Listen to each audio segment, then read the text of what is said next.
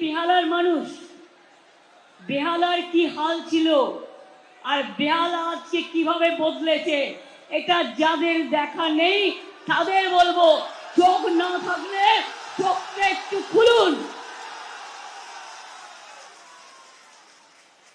এই যে মেট্রো আজ বেহালা দিয়ে যাচ্ছে, এটা কার সময় করা? কে করেছিল? টাকা রেখে এসেছিলাম পিঙ্ক বুকে, যাতে আমি রেল মিনিস্টার থেকে চলে গেলেও প্রজেক্ট যাতে ক্যান্সেল করতে না পারে।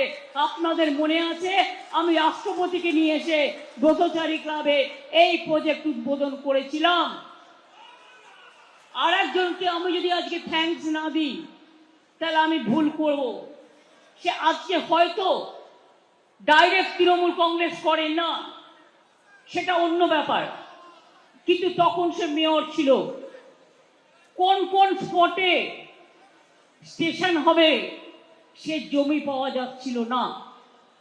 মনে রাখবেন, এমনকি নিজেদের পকেটের টাকা দিয়েও জমি কিনে রেল স্টেশন তৈরি করার ব্যবস্থা হয়েছে, এখনো পর্যন্ত অনেকে টাকা পায়নি। আর এই মেট্রো আপনাদের চেহারা বদলে দিয়েছে। 3 বার করে প্রধানমন্ত্রী উদ্বোধন করছে, লজ্জাও করে না। একটা প্রোগ্রাম করতে 13 বছর লাগে। আমি 2009 সালে করে দিয়ে গিয়েছিলাম, আর আমি যদি থাকতাম 2 বছরের মধ্যে কমপ্লিট করে দিয়ে বেরিয়ে যেতাম। এখানে ট্রাম লাইন ছিল, মনে আছে আপনাদের? সিপিএম এর গভর্নমেন্ট এত করে বললাম 2009-তে ট্রাম লাইনটা উঠিয়ে দিন, ওঠালো না। না ওঠালে মেট্রোর কাজ হচ্ছিল না। তারপরে রাস্তা চওড়া করা হলো, দোকানগুলোকে হকারদের সাথে কথা বলে আস্তে আস্তে আস্তে আস্তে এই কাজগুলোকে সম্পূর্ণভাবে করা হলো।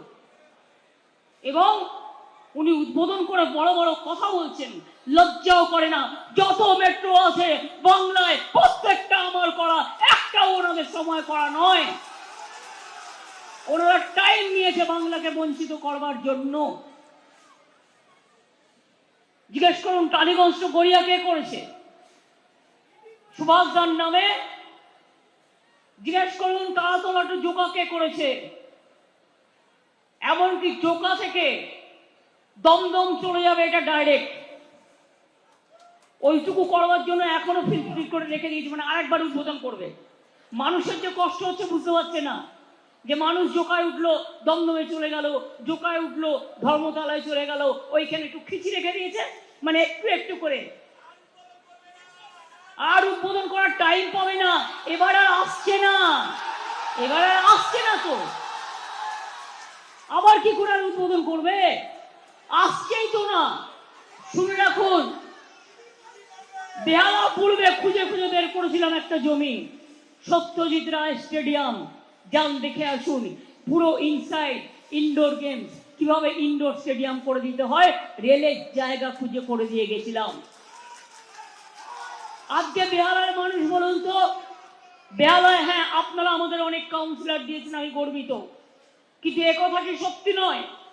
বেহালায় আগে একটুতেই 1 কোমর জল দাঁড়িয়ে থাকতো। আজকে নিকাশি ব্যবস্থার পেছনে 3টে পাম্পিং স্টেশন তৈরি করে দেওয়ার জন্য আজকে 1035 কোটি টাকা খরচা করার জন্য আজকে বেহালায় এই যে সাইক্লোন হলো।